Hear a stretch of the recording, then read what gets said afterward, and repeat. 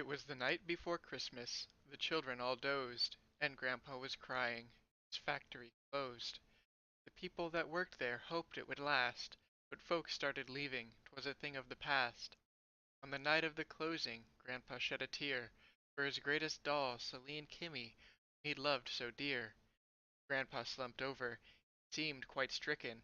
It was then that his heart rate had started to quicken. His heart jumped through his pulse with spaces between. His eyes blurred and faded at those of Celine. Grandpa's assistant witnessed the scene.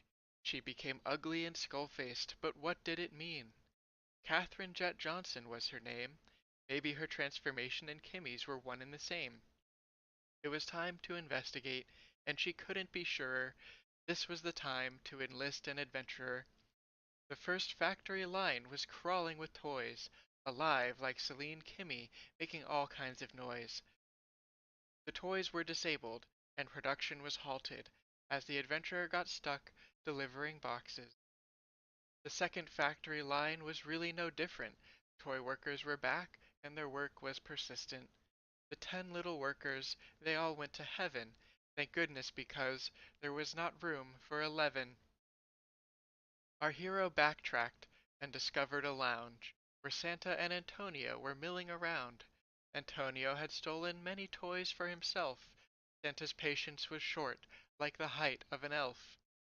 The red impostor was pummeled and kicked out on the spot. This random errand wove quite a hole in the plot. 'Twas then the adventurer heard a howl to the east. Catherine and Kimmy did finally meet.